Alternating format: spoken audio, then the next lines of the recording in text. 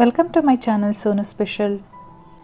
ಇವತ್ತು ತುಂಬ ಸಾಫ್ಟಾಗಿ ಗುಲಾಬ್ ಜಾಮೂನ್ನ ಹೇಗೆ ಮಾಡೋದು ಅಂತೇಳಿ ನೋಡ್ಕೊಳ್ಳೋಣ.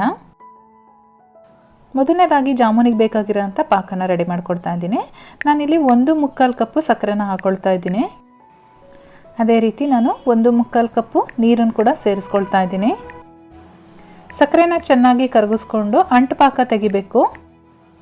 ನಾವು ಸೇಮ್ ಕ್ವಾಂಟಿಟಿಲಿ ನೀರು ಮತ್ತು ಸಕ್ಕರೆನ ಹಾಕಿರೋದ್ರಿಂದ ತುಂಬ ಜಾಸ್ತಿ ಟೈಮ್ ಏನು ಹಿಡಿಯಲ್ಲ. ಒಂದು 4 ರಿಂದ 5 ನಿಮಿಷದೊಳಗಡೆ ನಮಗೆ ಅಂಟು ಪಾಕ ಬರುತ್ತೆ. ಇವಾಗ ನೋಡಿ ಸಕ್ಕರೆ ಎಲ್ಲ ಚೆನ್ನಾಗಿ ಕರಗಿದೆ.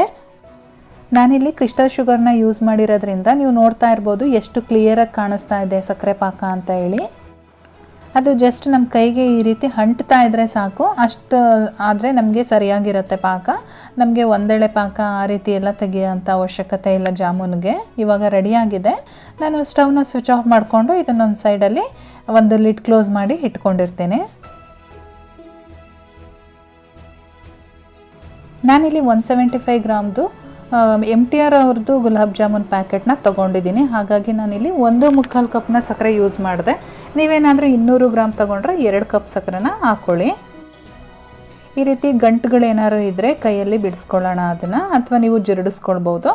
ಜೊತೆಗೆ ನಾನಿಲ್ಲಿ ಒಂದು ಅರ್ಧ ಕಪ್ಪು ಹಾಲನ್ನು ತೊಗೊಂಡಿದ್ದೀನಿ. ಹಾಲನ್ನು ಸ್ವಲ್ಪನೇ ಹಾಕ್ಕೊಂಡು ಮಿಕ್ಸ್ ಮಾಡ್ಕೊಳ್ಳೋಣ. ನಾವು ಚಪಾತಿ ಹಿಟ್ಟೆಲ್ಲ ನಾದ್ಕೊಳ್ತೀವಲ್ಲ ಆ ರೀತಿ ನಾದೋದು ಬೇಡ. ಇದನ್ನು ಲೈಟಾಗಿ ಮಿಕ್ಸ್ ಮಾಡಬೇಕು, ಬೆರಳುಗಳಿಂದನೇ ಮಿಕ್ಸ್ ಮಾಡ್ಕೊಳ್ಬೇಕು. ಈ ರೀತಿ ಹಾಲು ಹಾಕಿ ಮಿಕ್ಸ್ ಮಾಡೋದ್ರಿಂದ ನಮಗೆ ಮಧ್ಯದಲ್ಲಿ ಗಂಟು ಬರುತ್ತಲ್ಲ ಜಾಮೂನ್ ಮಾಡಿದಾಗ, ಆ ರೀತಿ ಗಂಟು ಬರಲ್ಲ.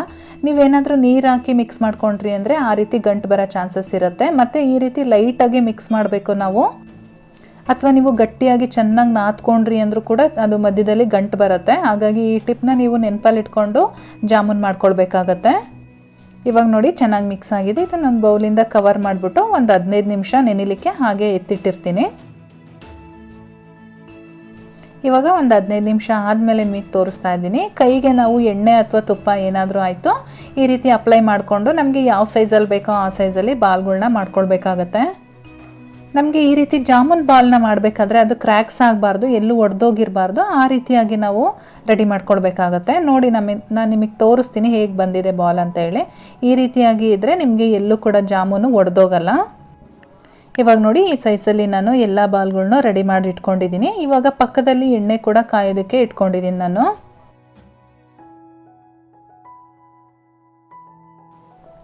ಎಣ್ಣೆ ಕೂಡ ಕಾಯ್ದಿದೆ. ಇವಾಗ ಕಾಯ್ದಿರೋ ಅಂಥ ಎಣ್ಣೆ ಒಳಗಡೆ ರೆಡಿ ಮಾಡ್ಕೊಂಡಿರ್ತಕ್ಕಂಥ ಜಾಮೂನ್ ಬಾಲ್ಗಳನ್ನ ಹಾಕ್ಕೊಳ್ತಾ ಇದ್ದೀನಿ. ಎಣ್ಣೆಗೆ ಹಾಕಿದ ತಕ್ಷಣ ಸ್ಪೂನ್ ಏನು ಹಾಕ್ಲಿಕ್ಕೆ ಹೋಗಬೇಡಿ. 1 ನಿಮಿಷ ಆದಮೇಲೆ ಸ್ಪೂನ್ ಹಾಕಿ ಇದನ್ನು ಚೆನ್ನಾಗಿ ತಿರುಗಿಸ್ಕೊಂಡು ನಾವು ಬೇಯಿಸ್ಕೊಳ್ಬೇಕಾಗತ್ತೆ. ನಮಗೆ ಇದು ಫುಲ್ ಗೋಲ್ಡನ್ ಬ್ರೌನ್ ಬರಬೇಕು, ಅಲ್ಲಿವರೆಗೂ ನಾವು ಈ ರೀತಿ ಡೀಪ್ ಫ್ರೈ ಮಾಡ್ಕೊಳ್ಬೇಕಾಗತ್ತೆ. ಮೀಡಿಯಮ್ ಫ್ಲೇಮಲ್ಲಿ ಇಟ್ಕೊಂಡು ನಾವು ಫ್ರೈ ಮಾಡ್ಕೊಳ್ಬೇಕು. ಇಲ್ಲಾಂದರೆ ಮೇಲ್ಗಡೆ ಮಾತ್ರ ಬೆಂದಿರುತ್ತೆ, ಒಳಗಡೆ ಬೆಂದಿರಲ್ಲ. ಹಾಗಾಗಿ ಮೀಡಿಯಮ್ ಫ್ಲೇಮಲ್ಲಿ ಇಟ್ಕೊಂಡು ಫ್ರೈ ಮಾಡ್ಕೊಳ್ಬೇಕು. ಇವಾಗ ನೋಡ್ತಾ ಇರ್ಬೋದು ನೀವು ಕಲರ್ ಕೂಡ ಚೇಂಜ್ ಆಗಿದೆ. ಮತ್ತು ನಾನು ಹಾಕಿ ಸೈಜ್ಗಿಂತನೂ ಸ್ವಲ್ಪ ಜಾಸ್ತಿ ಆಗಿದೆ ಸೈಜು. ಮತ್ತು ನಾವು ಸಕ್ಕರೆ ಪಾಕದಲ್ಲಿ ಹಾಕಿದ ಮೇಲೂ ಇನ್ನೂ ಡಬಲ್ಡ್ ಆಗುತ್ತೆ. ಇವಾಗಿದು ಹೊರಗಡೆ ತೆಗಿಯೋಕ್ಕೆ ರೆಡಿಯಾಗಿದೆ. ನಾನು ಇದನ್ನು ತೆಗೆದು ಒಂದು ಪ್ಲೇಟ್ ಮೇಲೆ ಹಾಕ್ಕೊಳ್ತೀನಿ.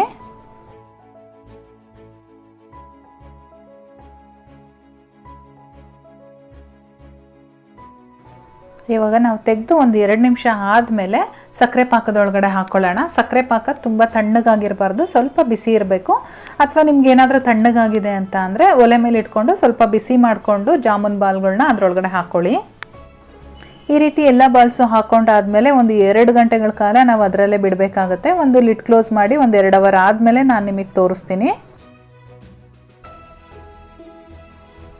ಒಂದು 2 ಗಂಟೆಗಳ ಆದಮೇಲೆ ನಾನು ತೋರಿಸ್ತಾ ಇದ್ದೀನಿ. ನೋಡಿ ಎಷ್ಟು ದಪ್ಪ ಆಗಿದೆ ball size, jamun ball size ಅಂತ ಹೇಳಿ. ಚೆನ್ನಾಗಿ ಶುಗರ್ ಸಿರಪ್ನೆಲ್ಲ ಹೀರ್ಕೊಂಡಿದೆ ಮತ್ತು ತುಂಬ ಸಾಫ್ಟಾಗಿ ಬಂದಿದೆ. ಒಳಗಡೆ ಹೇಗೆ ಬಂದಿದೆ ಅಂತೇಳಿ ನಾನು ನಿಮಗೆ ಒಂದು ಓಪನ್ ಮಾಡಿ ತೋರಿಸ್ತೀನಿ. ಯಾರ್ಯಾರಿಗೆಲ್ಲ ರೆಸಿಪಿ ಇಷ್ಟ ಆಗಿದೆಯೋ ದಯವಿಟ್ಟು ಲೈಕ್ ಮಾಡಿ, ಹಾಗೆ ನಿಮ್ಮ ಫ್ಯಾಮಿಲಿ ಮತ್ತು ಫ್ರೆಂಡ್ಸ್ ಜೊತೆ ಶೇರ್ ಮಾಡಿ. ಜೊತೆಗೆ ಚಾನಲ್ನ ಇನ್ನೂ ಸಬ್ಸ್ಕ್ರೈಬ್ ಮಾಡ್ಕೊಳ್ಳದೆ ನೋಡ್ತಾ ಇದ್ದೀರಾ ಅಂದರೆ ಈ ಕೂಡಲೇ ಸಬ್ಸ್ಕ್ರೈಬ್ ಮಾಡ್ಕೊಳ್ಳಿ.